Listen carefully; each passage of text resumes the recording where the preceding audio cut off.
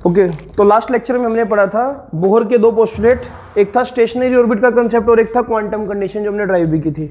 Now third postulate जो Bohr का था वो बहुत इंपॉर्टेंट है। थर्ड पोस्टुलेट था एनर्जी स्पेक्ट्रम को लेकर, तो हम एक हेडिंग दे सकते हैं यहाँ पर, what is third postulate of Bohr? It was about energy spectrum. अब एनर्जी स्पेक्ट्रम का कंसेप्ट क्या है ये भी समझ लो एक बार। बोहर ने ऐसा बोला कि यार अगर कोई भी इलेक्ट्रॉन, सपोज करो अगर मैं न्यूक्लियस बनाऊं और हम कुछ ऐसे ऑर्बिट्स दिखा दे, बोहर ने कंसेप्ट दिया था ना स्टेशनरी ऑर्बिट्स का, तो मैं ऐसे कुछ ऑर्बिट्स दिखा रहा हूं, तो बोहर ने ऐसा बोला कि यार अगर ये फर्स्ट ऑर्बिट है n is equal to 1, this is n is equal to 2, this is n is equal to 3, अगर कोई इलेक्ट्रॉन यहां पर है इस जगह पर सबसे इनर मोस्ट ऑर्बिट में, ऐसा बिल्कुल हो सकता है कि बाहर से वो रेडिएशंस की एनर्जी को एब्जॉर्ब करे और एक्साइट होकर किसी एक्साइटेड स्टेट में या हायर ऑर्बिट में चला जाए। तो अकॉर्डिंग टू बोहर जब भी एब्जॉर्ब होगी एनर्जी, जब भी एनर्जी एब्जॉर्ब होगी तो हमेशा एक इलेक्ट्रॉन लो ऑर्बिट से हमेशा हाई ऑर्बिट की तरफ जाएगा, राइट? तो इलेक्ट्रॉन को एक्साइट किया जा सकता है, that was the main concept. Same way में उसने ये भी बताया कि जब एक इलेक्ट्रॉन एक्साइट होकर हायर ऑर्बिट में चला जाता है तो सदा के लिए वहां नहीं बच जाता, वो उसको घर की याद फिर से आती है। सेम वे में उसने इस चीज को बोला कि this was absorption spectrum. Spectrum में क्यों बोल रहा हूं? क्योंकि जब वो हायर ऑर्बिट में जाएगा उस दौरान भी वो कुछ रेडिएशंस को बाहर निकालता है, और ये रेडिएशन जो बाहर निकलती है जनरली विजिबल नहीं होती, इसलिए हम इसकी बात नहीं करेंगे इन फ्यूचर, हम एमिशन की बात करेंगे। एमिशन मतलब कि जब इलेक्ट्रॉन एमिट करते हुए वापस आता है तो विजिबल रेडिएशंस नजर आती है। जैसे कि फॉर एग्जांपल ये तो थी पहली कहानी कि इलेक्ट्रॉन एक्साइट होकर हायर ऑर्बिट में चला गया। दूसरी कहानी ये है कि मान लो इलेक्ट्रॉन वापस इस ग्राउंड स्टेट में आएगा, तो जब इलेक्ट्रॉन वापस ग्राउंड स्टेट में आता है तो एनर्जी को लूज करता हुआ आता है वापस। इस दौरान जो वो रेडिएशंस एमिट करता है, ये जो रेडिएशंस निकली इसका कुछ पार्ट विजिबल रेडिएशंस की फॉर्म में जाना जाता है, क्योंकि एक इलेक्ट्रॉन के डीएक्साइट होने से जो रेडिएशंस निकलते हैं उनको कलरफुल रेडिएशंस बोलते हैं, उनको मैं देख पाता हूं। जो आसपास मुझे कलर नजर आ रहे हैं वो इलेक्ट्रॉन के डीएक्साइटेशन से मुझे नजर आ रहे हैं बेसिकली। तो यहां पर ना कंसेप्ट सिंपल सा ये था कि जब भी एब्जॉर्ब ऑफ एनर्जी था तो लो से हाई, अब यहां पर क्या आएगा? रिलीज। जब भी इलेक्ट्रॉन एनर्जी को रिलीज करेगा, रिलीज एनर्जी कब हो सकती है? जब वो किसी हाई ऑर्बिट से लो ऑर्बिट की तरफ आए, राइट? सो इस तरह से जो रदरफोर्ड बात नहीं बता पाया था, बोहर ने वो बात यहीं पे क्लियर कर दी कि यार इलेक्ट्रॉन एक्साइट भी होता है, इलेक्ट्रॉन डी एक्साइट भी होता है। जब एक्साइट होगा तो एनर्जी गेन करेगा, जब एनर्जी बाहर से कोई गेन करेगा तभी वो एक्साइट हो सकता है, तभी तो वो दूर जा सकता है। अगर ये एनर्जी को बहुत ज्यादा बढ़ा दे तो हो सकता है जो इलेक्ट्रॉन एक्साइट ना करके वो एमिट ही हो जाए, बाहर निकल जाए परमानेंट मेटल से, राइट? तो वो एक्साइटेड इलेक्ट्रॉन कुछ टाइम बाद वापस भी आएगा अपनी ग्राउंड स्टेट पे दोबारा से, राइट? तो इस प्रोसेस को हम बोलते हैं ये क्या है? एनर्जी रिलीज कर रहा है, और यहां पर जो मुझे स्पेक्ट्रम, जो कलरफुल रेडिएशन से नजर आ रही है उसको मैं क्या बोलूंगा? These are visible radiation. और जैसे यहां पर बोला गया एब्जॉर्प्शन स्पेक्ट्रा, एब्जॉर्ब करने से जो स्पेक्ट्रा बना, कलरफुल एब्जॉर्ब करने से जो रेडिएशंस निकली, यहां पर मैं बोलूंगा ये कौन सा स्पेक्ट्रा? ये एमिशन स्पेक्ट्रा है। स्पेक्ट्रम का मतलब होता है रेडिएशंस का एक ऑर्डर, जैसे कि अभी हम पढ़ेंगे in future, there are different series of wavelength, Balmer series, Paschen series, जो आपने कभी +1 में केमिस्ट्री में पढ़ी होगी। So this was third postulate of Bohr. तो इस तरह से उसने 3 बातें बिल्कुल क्लियर कर दी यार कि एक इलेक्ट्रॉन स्टेशनरी ऑर्बिट में रिवॉल्व करता है, पहली बात तो एनर्जी लेवल फिक्स है, और जब भी इलेक्ट्रॉन रिवॉल्व करता है तो हमेशा ये चीज वैलिड होगी, mvr is equal to nh/2π। अगर ये चीज वैलिड नहीं है तो डेट मीन्स वो किसी स्टेशनरी ऑर्बिट में हो ही नहीं सकता। ये चीज सेटिस्फाई है तो डेट मीन्स वो स्टेशनरी ऑर्बिट एग्जिस्ट करते हैं। थर्ड, इलेक्ट्रॉन का एक्साइटेशन और डी एक्साइटेशन, इसको आप चाहो तो नोट डाउन कर सकते हो। अब आगे चलते हैं जो सबसे मेन एक्सप्रेशन है, इसको मैं रब कर रहा हूं, वीडियो को पॉज कर लेना और इसको लिख लेना। अब जो डेरिवेशन मैं करवा रहा हूं इसके आने के पूरे चांस है। अगर बोर्ड एग्जामिनेशन की बात करूं तब भी, अगर किसी क्लास टेस्ट की बात करूं तब भी, स्कूल टेस्ट की बात करूं तब भी, और कोई भी एग्जाम में इसको एक कंसीडर किया जाएगा। क्वेश्चन ये बनता है बच्चों drive expression for radius of stationery orbit. जो हमने ऑर्बिट्स की बात की थी बोहर मॉडल में, तो ऑब्वियसली उसका हम डिस्टेंस भी कैलकुलेट कर सकते हैं, मतलब सेंटर से डिस्टेंस ऑर्बिट कितना दूर है, जिसको रेडियस बोलेंगे हम। तो यार सपोज करो ये हम एक न्यूक्लियस मान रहे हैं, ऐसे पहला ऑर्बिट मान लेता हूं कि यार कहीं यहां पर है पहला ऑर्बिट इस तरह से, राइट, इसको मैं बोल देता हूं R1। दूसरा ऑर्बिट मुझे नहीं पता, मैं दूसरा ऑर्बिट यहां पर मान लेता हूं, जहां पर बोला जाता है कि इलेक्ट्रॉन रिवॉल्व करता है। देखा तो किसी ने नहीं होगा, बट हाँ करता है। तो अपने को ये बताना है कि यार ये रेडियस को कैलकुलेट कैसे करते हैं, है ना, रेडियस कैलकुलेट करने का तरीका क्या है। तो जब भी आपके पास रेडियस, वेलोसिटी या कुछ भी कैलकुलेट करना आ जाए, तो एक चीज ध्यान रखना, शुरुआत हमेशा यहां से होगी, using quantum condition of Bohr model.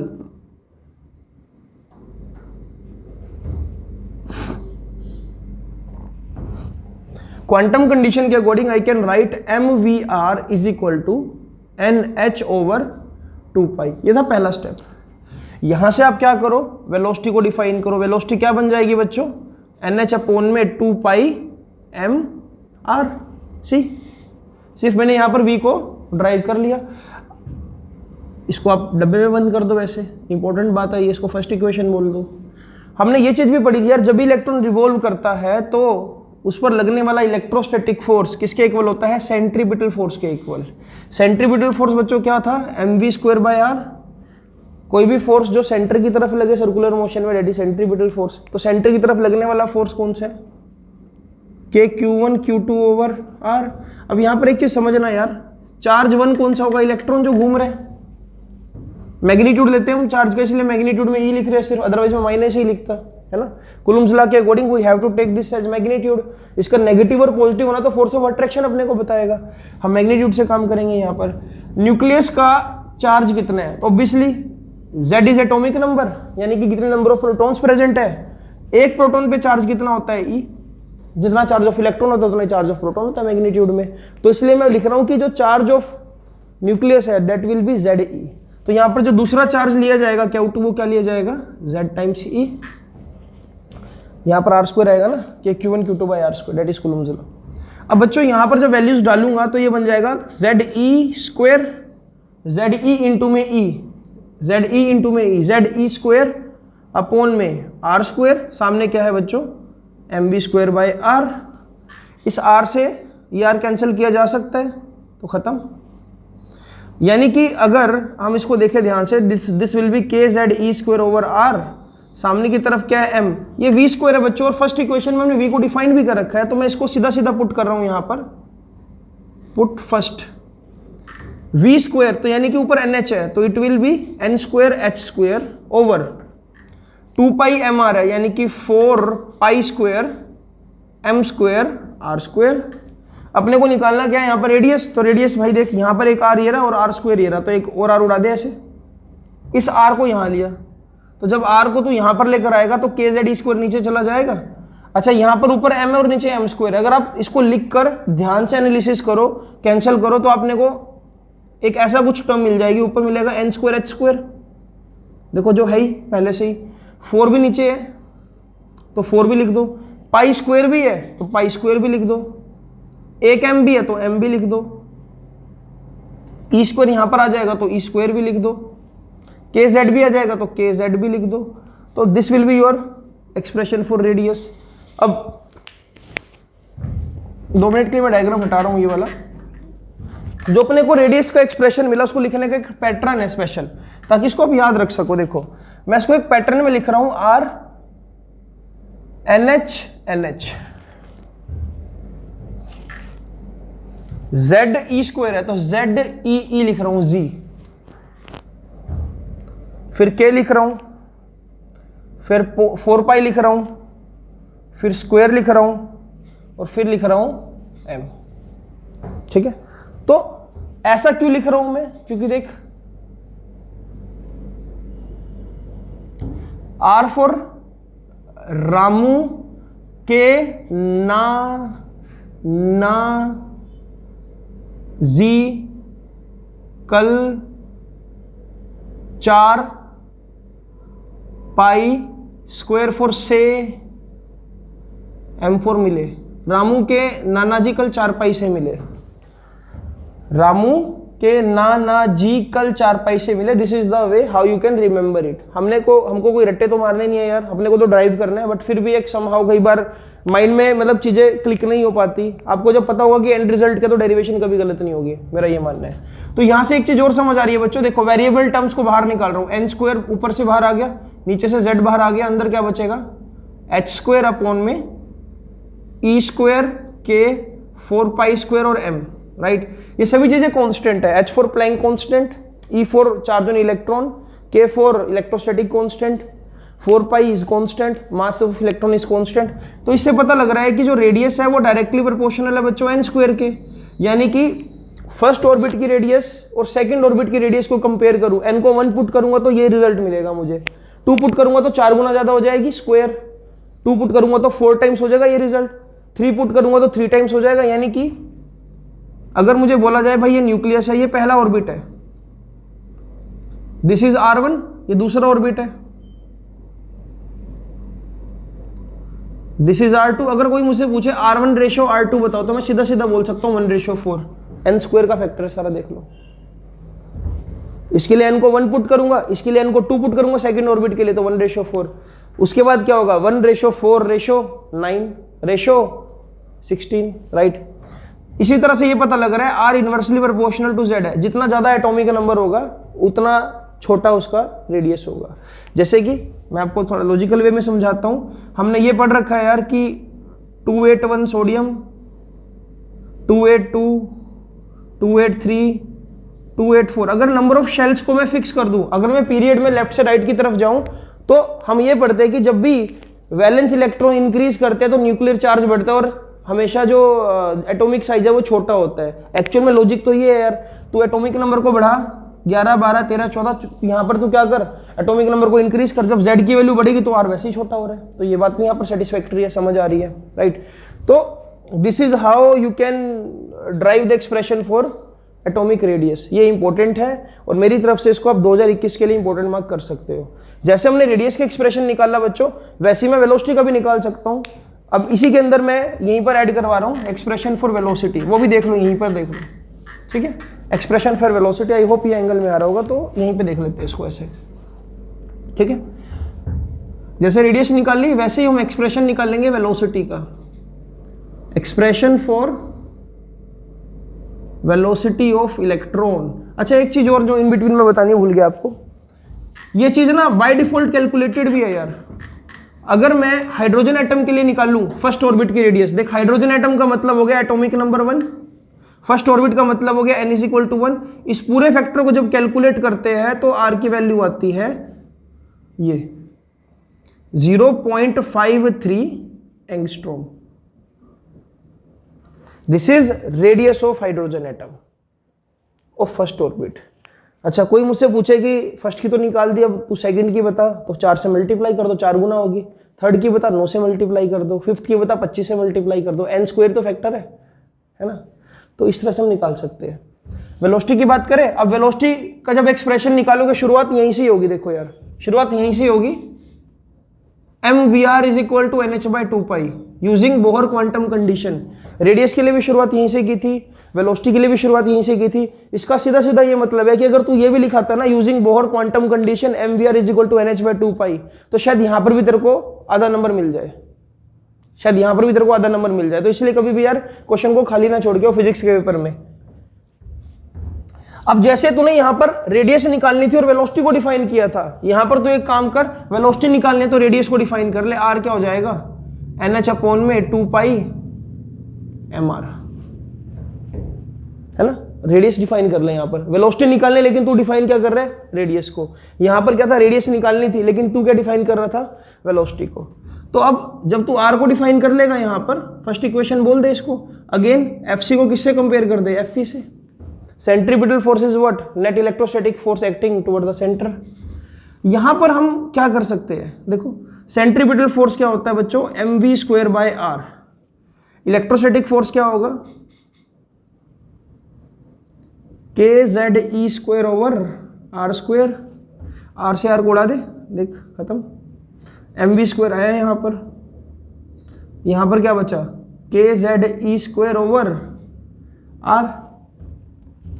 यहां पर v और यहां पर r, एक काम करते हैं हम, r को ऐसे लिख देते हैं, r is equal to kZe²। अच्छा यहां पर एक छोटी सी मिस्टेक हो गई, r हमने यहां पर v आना चाहिए था ना, देखो अगर मैं r को डिफाइन करूंगा तो 2 mv आना चाहिए था, ठीक है। तो यहां पर एज इट इज इस r की वैल्यू देख, जो अपोन में यहां पर डाल दे, फ्रॉम हेयर यहां पर r की वैल्यू फिट कर कितनी आएगी, NH अपोन में, जो अपोन वाला ऊपर चला जाएगा मल्टीप्लाई हो जाएगा, अपोन वाला ऊपर मल्टीप्लाई कर दे, ऊपर क्या आएगा 2 mv। अब तेरे को यहां पर निकालना है क्या, तेरे को तो वेलोसिटी निकालनी है, तो वेलोसिटी क्या बन रही है, देखिए वेलोसिटी को यहीं रख, ये हो जाएगा NHR अपोन में सारा कुछ नीचे लिया, kZe², साथ में क्या आ जाएगा बच्चों 2 और एक mv आ जाएगा। तो this is expression for velocity. इसको आप प्लीज एक बार नोट डाउन कर लो, फिर मैं थोड़ा सा इसको यहां पर लिखता हूं।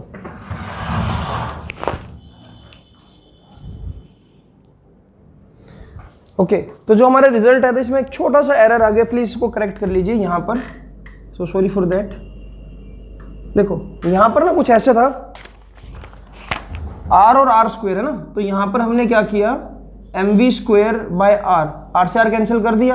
अब डेफिनेटली एक r यहां पर बचा हुआ है, अपने को वेलोसिटी का एक्सप्रेशन निकालना है, तो एक चीज करो, यहां पर v² को यहीं पे रहने दो, सामने क्या आ जाएगा kZe² ओवर r। अब यहां पर मैंने r को डिफाइन कर रखा है, r की वैल्यू ये है NH अपोन में 2 mv, यहां पर डालो, इसको यहां पर लिख रहा हूं मैं, देखो v² तो as it is kZe² upon में, नीचे r की वैल्यू देख के आएगी NH, और ऊपर क्या चला जाएगा 2 mv। अब ये v से ये v कैंसिल हो जाएगा एक, तो v कितना आ जाएगा kZe² 2 m अपोन में NH। So now this is your expression for velocity. अब यहां से भी अगर मैं वेरिएबल टर्म्स को एक साथ लिखूं और कांस्टेंट टर्म को अंदर डब्बे में बंद करूं, तो देखो क्या समझ आ रहा है, वेरिएबल यहां पर क्या सिर्फ एक एटॉमिक नंबर z अपोन में n, अंदर डब्बे में बंद क्या हो जाएगा ke² m और 2 नीचे क्या रह जाएगा h। So this is how we can define velocity. Velocity किन फैक्टर पे डिपेंड कर रही है, इनवर्सली प्रोपोर्शनल टू n, जितना ऑर्बिट नंबर ज्यादा होगा, यानी कि जितना हायर ऑर्बिट में इलेक्ट्रॉन प्रेजेंट होगा वो उतना आराम से घूमेगा, उतनी उसकी वेलोसिटी क्या होगी, कम होगी। जितना ऑर्बिट पास होगा न्यूक्लियस के, जैसे कि अगर मैं आपको बात करूं, this is nucleus, this is 1 orbit, this is second orbit, ये इलेक्ट्रॉन, अब यानी कि जो n इज इक्वल टू 1 में इलेक्ट्रॉन है वो तेजी से घूम रहा होगा, जो n इज इक्वल टू 2 में वो स्लो घूम रहा होगा। देखिए इनवर्सली प्रोपोर्शनल टू n है, पता लग रहा है यहाँ पर। सेम वे में velocity is inversely proportional to z, atomic number ज्यादा होगा, साइज छोटा होगा, इलेक्ट्रॉन और करीब आ जाएगा न्यूक्लियस के और तेजी से घूम रहा होगा, इसका ये मतलब है। तो यहाँ पर अगर मैं ग्राफ प्लॉट करूँ बेटा v वर्सेज n में, वेलोसिटी और नंबर ऑफ ऑर्बिट में, तो ग्राफ ऐसा होगा, है ना, decreasing with the number of orbit. अच्छा यही चीज मैं हाइड्रोजन के लिए डिफाइन भी कर सकता हूं, देखो यही चीज हम हाइड्रोजन के लिए बता भी सकते हैं। हाइड्रोजन एटम के लिए देख, फॉर हाइड्रोजन, अब मुझे पता है हाइड्रोजन के लिए z इज इक्वल टू 1 लेना और n इज इक्वल टू 1 लेना है, तो z1 n1 अगर यहां पर डालता हूं तो वेलोसिटी का बनता है एक्सप्रेशन क्या, सिर्फ ये z को 1 इसको पुट कर दो, ये ke² m 2 अपोन में h, k की वैल्यू डाल दो, e की वैल्यू डाल दो, मास ऑफ इलेक्ट्रॉन डाल दो 2 डाल दो और प्लैंक कांस्टेंट डाल दो, तो वेलोसिटी जो फर्स्ट ऑर्बिट में हाइड्रोजन की आएगी वो यहां पर। अच्छा यहां पर एक चीज और हमको देखनी पड़ेगी, एक m से m भी तो कैंसिल होगा, ये तो हमने ध्यान ही नहीं दिया यहाँ पर। देखो यहाँ पर ये जो mv² चल रहा था, यहाँ m से m भी कैंसिल होना था, ठीक है, मास पे डिपेंड नहीं करेगी ये, ठीक है। इसको भी प्लीज करेक्ट कर लो, mv² था ना यहाँ पर, ये m से m कैंसिल हो जाएगा and velocity does not depend on mass of electron. Please इसको करेक्ट कर लीजिए। तो यहां से जो एक चीज समझ आ रही वो ये, अगर मैं हाइड्रोजन की बात करूं, z को 1 पुट कर दो, n को 1 पुट कर दो, k की e स्क्वायर 2 पाई और h की वैल्यू डाल दो, इससे पता लगेगा जो फर्स्ट ऑर्बिट में इलेक्ट्रॉन है उसकी जो वेलोसिटी वो कितनी है, 2.2 इंटू 10⁻⁶ मीटर पर सेकेंड। तो एक इलेक्ट्रॉन इतना तेजी से घूमता है, right. This is the velocity of electron in first stationery orbit in case of hydrogen. n1 first orbit, z1 hydrogen. So this is how you can find out velocity. अच्छा एक बात बताऊं, वेलोसिटी निकालने का एक बिल्कुल छोटा सा तरीका भी था, वो ये था, अगर मैं सिंपल ये कर दूं mvr is equal to nh/2 pi. देख वेलोसिटी ऐसे निकल जाती, v को यहीं पे रख, nh में 2 पाई mr, तेरे को बस रेडियस की वैल्यू पता होनी चाहिए। यहां पर रामू के नाना जी कल 4 पाई पे मर गए, यहीं पे रेडियस डाल दे, तेरे पास v आ जाएगा, सेम रिजल्ट, राइट। बट कई बार क्या होता है, हमको r माइंड में स्ट्राइक नहीं करता कि एक्चुअल में एक्सप्रेशन क्या था, इसलिए मैंने इसको r के टर्म्स में डिफाइन कर दिया। अदरवाइज आप चाहो तो सीधा सीधा ऐसे कर सकते थे, v is equal to nh/2 pi mr, r की वैल्यू पिछले एक्सप्रेशन से इसमें डाल देते, राइट। तो this was expression for velocity. जैसे हमने अभी रेडियस का एक्सप्रेशन निकाला, जैसे भी हमने वेलोसिटी का एक्सप्रेशन निकाला, वैसे हम निकालेंगे हम फ्रीक्वेंसी का, कि एक सेकंड में इलेक्ट्रॉन कितने चक्कर लगा सकता है। तो इसको मैं रब कर रहा हूं अभी फिलहाल, इसको प्लीज नोट डाउन कर लो।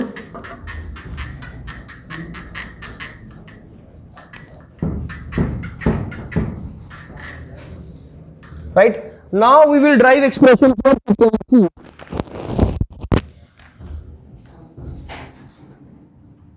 This is expression for frequency. तो यार फ्रीक्वेंसी का मतलब क्या होता है? फ्रीक्वेंसी का मतलब ये होता है number of revolutions in 1 second. एक सेकंड में इलेक्ट्रॉन कितने चक्कर लगा सकता है। तो फ्रीक्वेंसी निकालने के लिए मैं शुरुआत कैसे करूंगा, देख, we no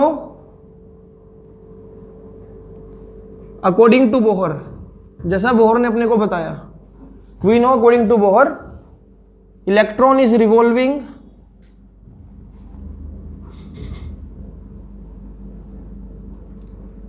in circular orbit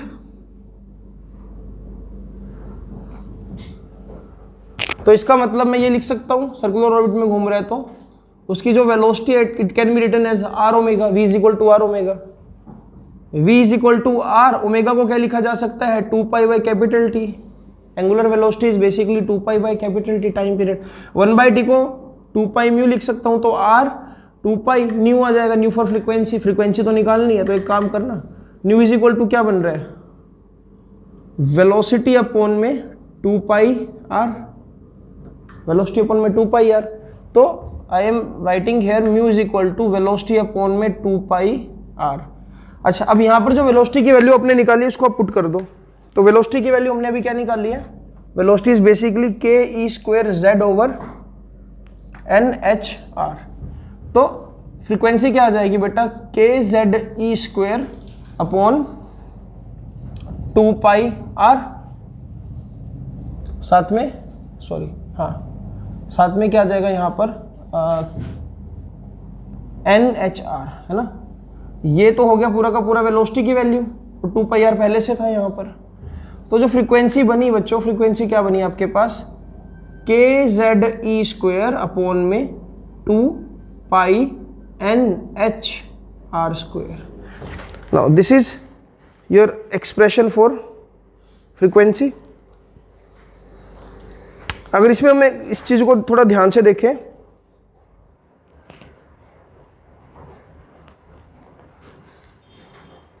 ठीक है, तो यहां से अपने को यह पता लग रहा है जो फ्रीक्वेंसी है बेसिकली वो z अपॉन में n और यहां पर फैक्टर आ रहा है आर स्क्वायर। ये वेरिएबल टर्म्स है, अंदर क्या बचा, ई स्क्वायर के अपॉन में 2 पाई h। इसको एक बार नोट डाउन करो, कोई बात नहीं। तो आप चाहो तो इसको लिख सकते हो। प्लीज यहां पर एक छोटी सी और करेक्शन कर लो। हमने जो भी ड्राइव किया था एक्सप्रेशन वो कुछ ऐसे था, जो वेलोसिटी थी दैट वाज 2 पाई के जेड ई स्क्वायर अपॉन में एन एच। ठीक है, हमने ये ड्राइव किया था, तो इसको अगर आप पुट करोगे वेलोसिटी की जगह तो ये आएगा के जेड ई स्क्वायर, यहाँ पर आना था 2 पाई और आर हटा दो यहाँ से। ठीक है, अब देखो कि क्या बनता है यहाँ पर, k Z E square as it is, ये 2 पाई से 2 पाई कैंसिल हो जाएगा, राइट, यानी कि यहाँ पर 2 पाई नहीं आना था। ठीक है, इसको हम दोबारा लिख देते हैं यहाँ पर ऐसे, तो के जेड ई स्क्वायर, इसको यहीं से लिख लो जरा, के जेड ई स्क्वायर अपॉन में एन एच आर, राइट। तो यहां पर 3 वेरिएबल फैक्टर मिले मुझे, एक तो z, एक n और एक r, अंदर क्या बचेगा, के ई स्क्वायर और h, राइट। तो यहां पर हमको ये समझ आ रहा है कि यार बेसिकली 3 फैक्टर्स है जिस पर फ्रीक्वेंसी वेरी करती है, जैसे कि frequency inversely proportional to number of orbit, जितना नंबर ऑफ ऑर्बिट कम होगा उतनी फ्रीक्वेंसी ज्यादा होगी। कहने का मतलब अगर एक इलेक्ट्रॉन फर्स्ट ऑर्बिट में हो तो तेजी से चक्कर लगाएगा, ज्यादा फ्रीक्वेंसी, एन की वैल्यू 2 पुट कर दूंगा तो फ्रीक्वेंसी कम, तो आराम से घूमेगा, 3 पुट करूंगा तो और आराम से घूमेगा।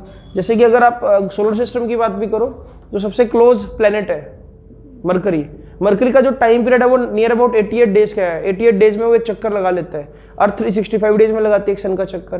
प्लूटो की बात करूं तो वो बहुत सारे ईयर्स, मेरे ख्याल से 188 ईयर्स में चक्कर लगाता है, राइट। तो इससे ये पता लगता है कि जो इलेक्ट्रॉन जितना पास है वो तेजी से घूम रहा होगा, पीछे वाला इलेक्ट्रॉन जो दूसरे ऑर्बिट में होगा आराम से घूम रहा होगा, लास्ट वाले इलेक्ट्रॉन बहुत आराम से घूम रहा होगा। तो वहां पर क्या वेलोसिटी का वेरिएशन और साथ में फ्रीक्वेंसी का भी वेरिएशन है। सेम वे में जो फ्रीक्वेंसी है वो इनवर्सली प्रोपोर्शनल टू आर, बात तो वही है, जितनी रेडियस ज्यादा उतनी फ्रीक्वेंसी कम, और रेडियस ज्यादा कब होगी, जब नंबर ऑफ ऑर्बिट ज्यादा होगा, राइट। सेम वे में frequency inversely directly proportional to Z, जितना ज्यादा एटॉमिक नंबर उतना छोटा साइज, और छोटा साइज का मतलब फ्रीक्वेंसी ज्यादा, इलेक्ट्रॉन पास होगा।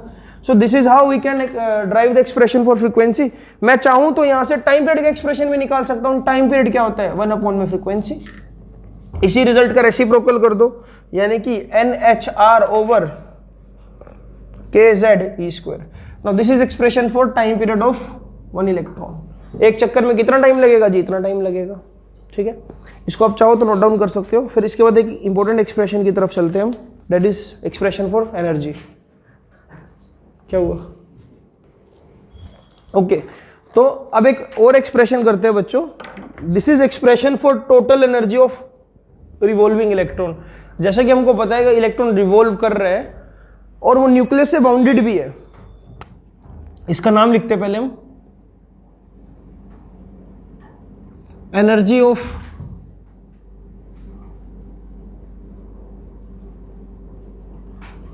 ऑफ या total energy of electron in stationery orbit.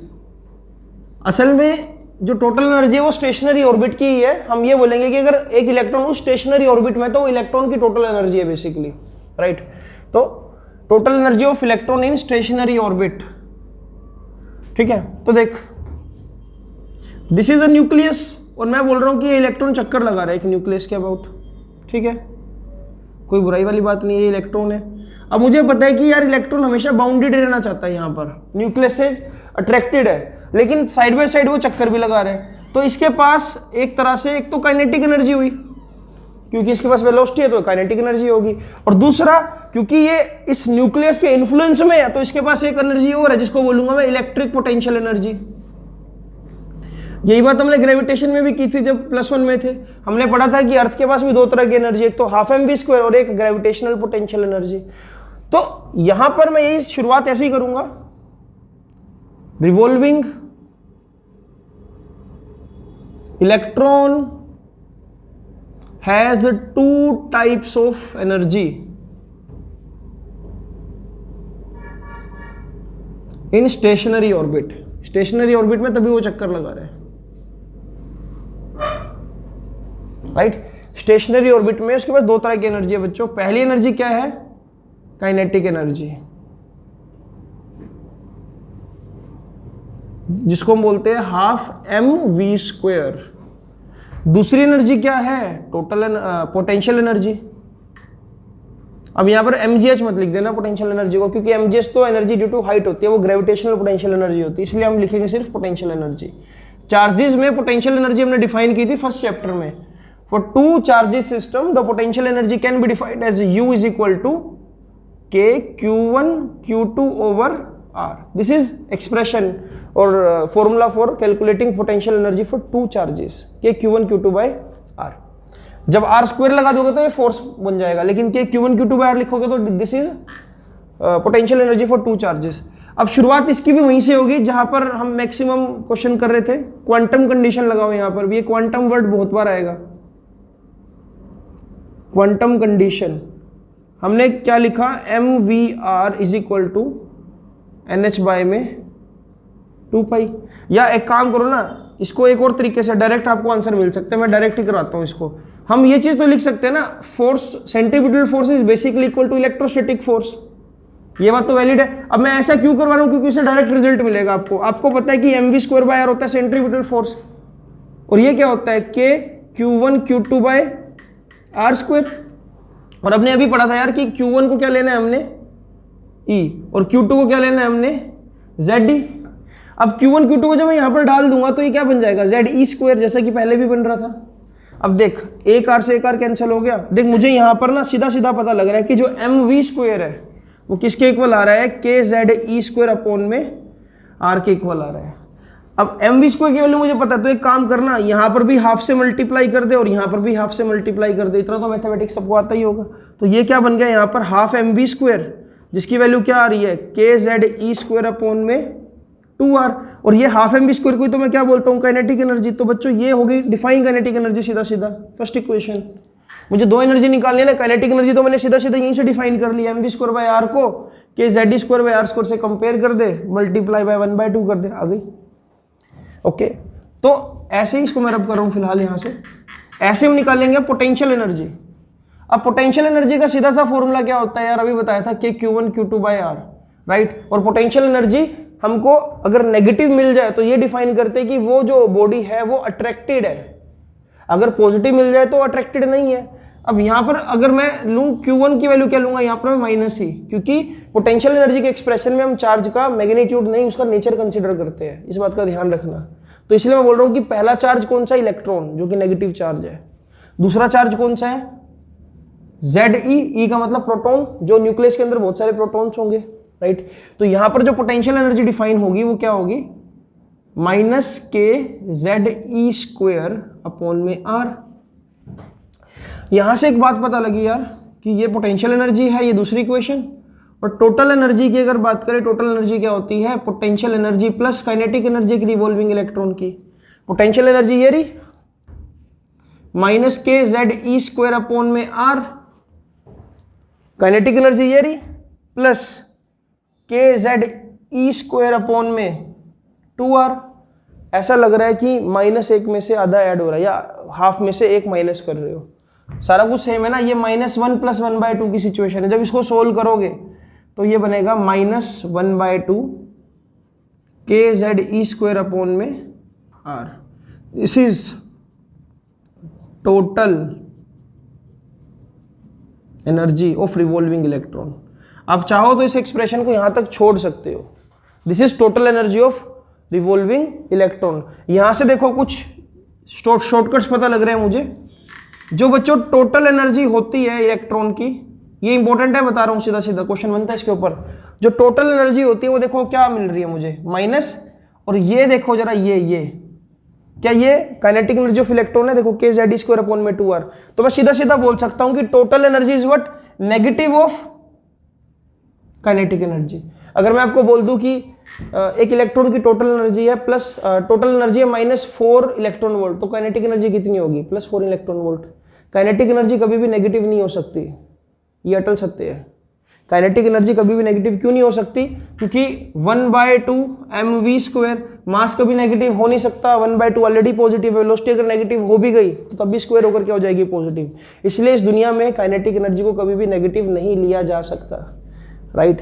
तो यहां पर -KE का मतलब क्या है कि अगर देखो, मैं आपको ये बोलना चाह रहा हूं कि ऐसा बोल दिया जाए कि एक इलेक्ट्रॉन की जो काइनेटिक एनर्जी है वो है +4 इलेक्ट्रॉन वोल्ट, तो टोटल एनर्जी कितनी होगी, -4 electron volt, negative kinetic energy. अगर मुझे बोल दिया जाए कि टोटल एनर्जी कितनी है -4 इलेक्ट्रॉन वोल्ट, तो काइनेटिक कितनी होगी +4 इलेक्ट्रॉन वोल्ट, राइट। तो टोटल एनर्जी हमेशा नेगेटिव होती है, काइनेटिक एनर्जी हमेशा पॉजिटिव होती है, इस बात का ध्यान रखना। अच्छा, इससे एक बात और भी पता लग रही है, जो टोटल एनर्जी है देखो इट इज -½ ऑफ kZe, यानी कि एक तरह से देखा जाए तो ये पोटेंशियल एनर्जी का आधा है। पोटेंशियल एनर्जी ये रही -kZe²/r, अगर इसको मैं 2 से डिवाइड कर दूं जस्ट, तो काइनेटिक तो टोटल एनर्जी मिल रही है। देखो इस रिजल्ट को अगर मैं 2 से डिवाइड कर दूं तो वही रिजल्ट मिल रहा है टोटल एनर्जी का, राइट। तो एक रिलेशन ये भी यहां पर काम करता है कि जो टोटल एनर्जी है वो काइनेटिक एनर्जी का तो नेगेटिव है, लेकिन पोटेंशियल एनर्जी का आधा है। तो ऐसे क्वेश्चन आपको 1 नंबर में मिल सकते हैं, राइट। अब एक और चीज देखते हैं, यहां पर एक्सप्रेशन तो मैंने निकाल दिया, लेकिन इस एक्सप्रेशन को भी कंप्लीट करते हैं, अच्छे से समझते हैं। और अगर मैं इसी एक्सप्रेशन में बच्चों रेडियस की वैल्यू भी डाल दूं, मैं लिख रहा हूं यहां पर पुट वैल्यू ऑफ आर, अगर हम आर की वैल्यू डाल दें इसके अंदर, तो आर की वैल्यू डालकर ये एक्सप्रेशन देखो क्या बन जाएगा। आर की वैल्यू कौन सी डालनी है, वही रामू के नाना जी वाली, राइट। तो आर की वैल्यू लिख देता हूं यहां पर n²h² नाना जी कल 4 पाई से मरे, मिले या मरे, जो भी है लिखना चाहो लिख लो ऐसे। यहां पर देखो आर ये रहा नीचे, तो टोटल एनर्जी का एक्सप्रेशन लिख रहा हूं, क्या बन जाएगा देखो, ऊपर क्या लिखा हुआ है kZe², तो लिख दे भाई ऐसे ही kZe² अपॉन में, अच्छा माइनस भी चल रहा है साथ में, अपॉन में 2। अब आर की वैल्यू डालूं n²h² नीचे और बाकी Ze² ऊपर, k भी ऊपर, 4π² ऊपर और m ऊपर। तो यानी कि ये सारी वैल्यू किसकी है, रेडियस की। तो जो फाइनल रिजल्ट मिलेगा बच्चों, फाइनल रिजल्ट लिख देता हूं मैं, final result will be -k, इसको लिख देता हूं, जैसे कि कुछ कैंसिल तो हो नहीं रहा यहां पर, हाँ ये चीज हो रही है कैंसिल, देखो 2 से ये 2 जा रहा है यहां पर, तो जो टोटल एनर्जी आएगी वो क्या आएगी, देखो मैं मेन टर्म्स को बाहर निकालूं, ऊपर z 2 बार है तो मैं Z² लिख रहा हूँ, नीचे क्या है n² तो n² को भी बाहर लिख रहा हूँ, बाकी सारी चीजें मेरे ख्याल से डब्बे में बंद हो जाएगी, और माइनस भी बाहर है तो माइनस भी लिख दो। अब डब्बे में क्या किया जा रहा है, e² और e² e4 बन जाएगा, तो e4 लिख दिया मैंने, k भी है यहाँ पर तो k भी लिख दो। उसके बाद क्या नजर आ रहा है आपको 2π² तो 2π² लिख दो, फिर m भी नजर आ रहा है तो m भी लिख दो, अपॉन में क्या है h², right. So this is expression for total energy. इससे ये पता लगता है कि total energy inversely proportional to n², जितना ज्यादा ऑर्बिट होगा उतनी इसकी टोटल एनर्जी कम होगी, राइट। अब यहाँ पर ना इस पूरे फैक्टर को कैलकुलेट किया गया है, E4 को k को सबको मल्टीप्लाई करके क्या बनता है वो लिख देता हूँ। जो टोटल एनर्जी बनती है वो ये बनती है बच्चों -Z² n², ये पूरा फैक्टर सोल्व करके बनता है 13.6 इलेक्ट्रॉन वोल्ट।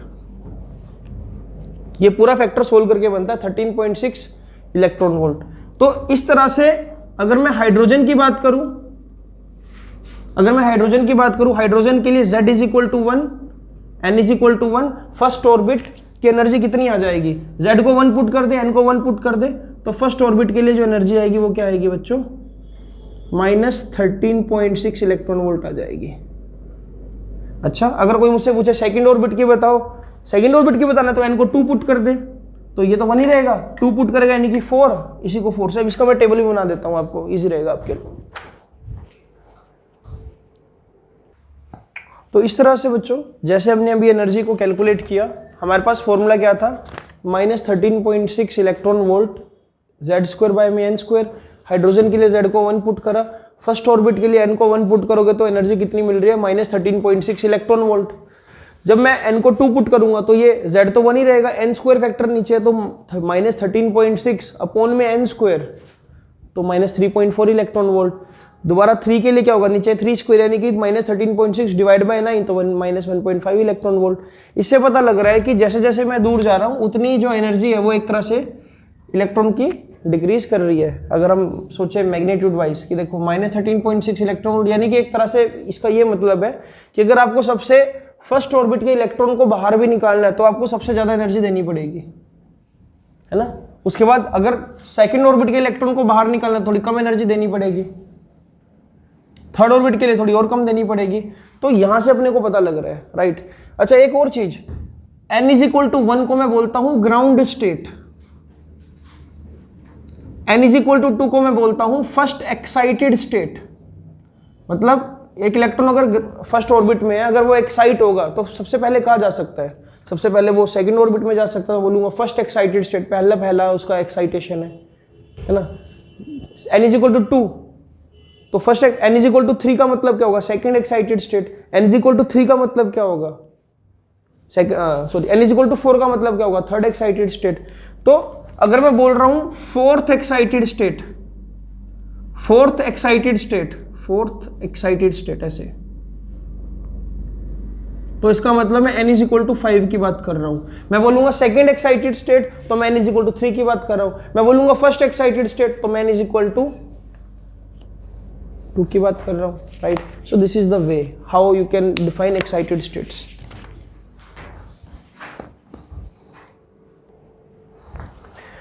तो बच्चों एक और चीज समझते हैं अब इसमें बोहर के, अगर मैं थर्ड पोस्टुलेट की बात करूं, एनर्जी तक तो हमने निकाल दिया यार। अभी मैंने क्या किया, एक तरह से एक डायग्राम बना रखा है यहाँ पर, जहां पर मैंने लिखा है अगर फर्स्ट ऑर्बिट है तो एनर्जी कितनी होगी? -13.6 इलेक्ट्रॉन वोल्ट। सेकंड ऑर्बिट होगा तो -3.4 इलेक्ट्रॉन वोल्ट। थर्ड ऑर्बिट है तो -1.5 इलेक्ट्रॉन वोल्ट। 4 के लिए इतना, 5 के लिए इतना, 6 के लिए इतना, 7 के लिए इन्फिनिट के लिए 0, है ना। अगर n को इन्फिनिट पुट कर दूं तो -13.6 अपॉन में इन्फिनिट का स्क्वायर खत्म हो जाएगा। तो बोहर की एक बात और थी जो उसने बोला था कि जब भी इलेक्ट्रॉन वापस लौट कर अपनी ग्राउंड स्टेट पे आता है या डी एक्साइट होता है तो वो एनर्जी को एमिट करता है एच म्यू की फॉर्म में, है ना, जिसको हम ये बोलते हैं कि यार हमको एक एमिशन स्पेक्ट्रा मिल रहा है। एमिशन स्पेक्ट्रा में जो वेवलेंथ अपने को दिखती है वो विजिबल लाइट की वेवलेंथ वाला रीजन है। अपने को विजिबल लाइट्स देखने को मिल सकती है। तो मैं यहां पर एक सिंपल सी बात बोल रहा हूं कि अगर इलेक्ट्रॉन सेकंड ऑर्बिट से फर्स्ट में आ जाए और रेडिएशंस को एमिट करे, थर्ड ऑर्बिट से फर्स्ट में आ जाए, फोर्थ ऑर्बिट से फर्स्ट में आ जाए, फिफ्थ ऑर्बिट से फर्स्ट में आ जाए, सिक्स्थ से फर्स्ट में आ जाए, या इनफाइनाइट से फर्स्ट में आ जाए, यानी कि जब भी उसका फाइनल ऑर्बिट 1 होगा, जब भी वो डीएक्साइट होकर हमेशा ग्राउंड स्टेट में आएगा, इस दौरान जब भी रेडिएशंस निकलेगी तो हमने बोला कि जो रेडिएशंस की जो सीरीज है, या स्पेक्ट्रल लाइन की जो सीरीज है, वो किस में लाई करेगी बच्चों? लेमन सीरीज के अंदर। ये हमने केमिस्ट्री में पहले पढ़ा था +1 में, राइट। तो मैं बोलता हूं इसको क्या, ये क्या है? लेमन सीरीज है। अगर कोई इलेक्ट्रॉन डी एक्साइट होकर थर्ड ऑर्बिट से सेकंड में आ जाए, फोर्थ ऑर्बिट से सेकंड में आ जाए, फिफ्थ ऑर्बिट से सेकंड में आ जाए, सिक्स्थ ऑर्बिट से सेकंड में आ जाए, इनफाइनाइट से सेकंड में आ जाए, तो हमेशा अगर उसका फाइनल ऑर्बिट सेकंड है तो जो रेडिएशंस की जो वेवलेंथ है वो किस में लाई करेगी? बाल्मर सीरीज में। This is Balmer series. जब भी कोई इलेक्ट्रॉन डी एक्साइट होकर थर्ड ऑर्बिट में आए, मान लो फोर्थ से थर्ड में आ जाए, फिफ्थ से थर्ड में आ जाए, सिक्स्थ से थर्ड में आ जाए, कहीं मर्जी से गिरकर थर्ड में आ जाए, तो ये कहां पर लाई करेगी? पाश्चन सीरीज में। वेवलेंथ की जो रेडिएशंस है, इलेक्ट्रॉन कहीं से भी गिरकर अगर, जैसे कि अभी थर्ड में आया था, फोर्थ में आ जाए, मान लो फिफ्थ से फोर्थ में आ जाए, सिक्स से फोर्थ में आ जाए, कहीं से भी इनफाइनाइट से फोर्थ में आ जाए, तो जो रेडिएशंस की वेवलेंथ है वो किस सीरीज में लाई करती है? Lyman, Balmer, Paschen, Brackett series में, राइट। इसी तरह से ही बच्चों, अगर कोई भी इलेक्ट्रॉन का जो फाइनल ऑर्बिट है वो फिफ्थ हो, कहीं से भी फिफ्थ में आ जाए, तो जो वेवलेंथ की रेडिएशन है वो किस में लाई करेगी? पी फंड में, पी फंड सीरीज में, राइट। तो दिस इज द कंसेप्ट कि हम इन सीरीज की वेवलेंथ को भी निकाल सकते हैं, इन सीरीज की मैक्सिमम वेवलेंथ, मिनिमम वेवलेंथ, ये कंसेप्ट को हम समझेंगे अभी, राइट। तो मैं आपको ये चीज एक और इसमें एक्सप्लेन कर देता हूं। देखो, हमने ना एक चीज पहले भी पढ़ी है कि जो एनर्जी होती है बेटा वो होती है एच म्यू। यहां पर मैं ये भी लिख सकता हूं hc by lambda. Just think about one situation बच्चों, this is n is equal to 4, this is n is equal to 3, this is n is equal to 2, this is n is equal to 1। कोई electron fourth से first में आ रहा है और कोई electron second से first में आ रहा है, तो मेरे ख्याल से यहां पर एनर्जी क्या होगा E4, यहां पर एनर्जी क्या होगा E1, राइट। तो इस दौरान जब वो रेडिएशन से एमिट करेगा h म्यू की, तो मैं ये लिखूंगा it is energy difference E1 minus E4 is equal to h mu, final minus initial is equal to h mu. अच्छा, अगर वो सेकंड से फर्स्ट में आ रहा है तो मैं इसी बात को क्या लिखूंगा, E1 minus E2 is equal to h। अच्छा, ये म्यू 1 है तो ये म्यू 2 होगा, राइट।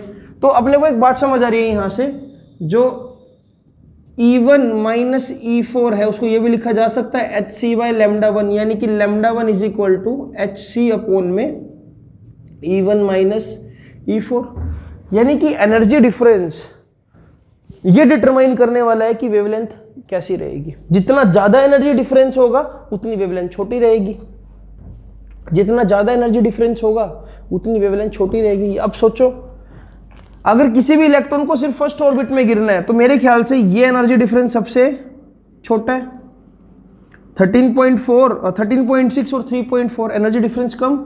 लेकिन इस एनर्जी डिफरेंस को सोचो, इनफाइनाइट से फर्स्ट में आ रहा है, तो यानी कि 13.6 और 0, तो यहां पर एनर्जी डिफरेंस कितना मिल रहा है, ऑलमोस्ट 13.6 का, और यहां पर कितना मिल रहा है 10.2 का। तो मेरे हिसाब से जब एनर्जी डिफरेंस ज्यादा होगा तो इस ट्रांजिशन में जब भी कोई इलेक्ट्रॉन इनफाइनाइट से फर्स्ट ऑर्बिट में आएगा, इस ट्रांजिशन में अगर वेवलेंथ निकल रही है लैम्डा 1, और जब भी सेकंड से फर्स्ट में आएगा इस ट्रांजिशन में वेवलेंथ निकल रही है लैम्डा 2, तो भाई जब ट्रांजिशन बहुत लंबा है, मतलब एनर्जी गैप बहुत ज्यादा है, तो वेवलेंथ बहुत छोटी होगी। तो मैं बोलूंगा कि this will be lambda max, sorry lambda minimum, क्योंकि एनर्जी ज्यादा तो lambda minimum, and this will be lambda maximum. इस केस में इस ट्रांजिशन में लैम्डा मैक्सिमम होगा, इस ट्रांजिशन में लैम्डा मिनिमम होगा। पास्चन में जब भी फोर्थ से थर्ड में आएगा तो वेवलेंथ जो एमिट होगी वो क्या होगी, मैक्सिमम होगी। इनफाइनाइट से थर्ड में आएगा तो जो वेवलेंथ एमिट होगी रेडिएशंस की वो क्या होगी, मिनिमम होगी। एनर्जी कम, वेवलेंथ ज्यादा, सीधा सा कंसेप्ट है। Maximum wavelength, minimum wavelength, maximum wavelength, minimum wavelength, this is how you can find maximum and minimum wavelength of any series. ठीक है, इसको मैं थोड़ा सा यहाँ पर ऐसे मेंशन भी कर देता हूँ, इसको प्लीज लिख लेना, इंपॉर्टेंट है। ठीक है, तो इस बात को मैं ऐसे भी यहाँ पर जनरलाइज कर सकता हूँ। देखो 4, सबसे पहले सीरीज कौन सी है, लेमन। देख, लेमन के लिए हमेशा जो फाइनल ऑर्बिट होगा बच्चों वो क्या होगा, 1। इनिशियल ऑर्बिट क्या हो सकता है, कुछ भी हो सकता है, 2 भी हो सकता है, 3 भी हो सकता है, 4 भी, इन्फिनिटी से लेकर कुछ भी। लैम्डा मैक्सिमम चाहिए तो एनएफ को क्या बनना पड़ेगा, 1, यानी कि इलेक्ट्रॉन फाइनली कहां पर गिरे, 1 में गिरे, वो तो ऑब्वियसली गिरेगा ही। लेकिन इनिशियली कहां से गिरे, वो सेकंड ऑर्बिट से गिरे। तो जब भी इलेक्ट्रॉन डी एक्साइट होकर सेकंड ऑर्बिट से फर्स्ट ऑर्बिट में आएगा तो मैं बोलूंगा कि मुझे लेमन सीरीज की मैक्सिमम वेवलेंथ मिलेगी। लैम्डा मिनिमम कब होगा, वैसे मैं ऐसे लिख देता हूं, लैम्डा मैक्सिमम के लिए इनिशियल ऑर्बिट कितना होना चाहिए, लैम्डा मैक्सिमम के लिए इनिशियल ऑर्बिट को होना पड़ेगा 2, और लैम्डा मिनिमम के लिए इनिशियल ऑर्बिट को क्या होना पड़ेगा, इन्फिनिटी। किसके लिए, लेमन के लिए। ओके, बाल्मर की बात करें, बाल्मर में हमेशा फाइनल ऑर्बिट क्या होता है, 2, इनिशियल क्या हो सकता है, 3 हो सकता है, 4 हो सकता है, 5 हो सकता है, इन्फिनिटी हो सकता है।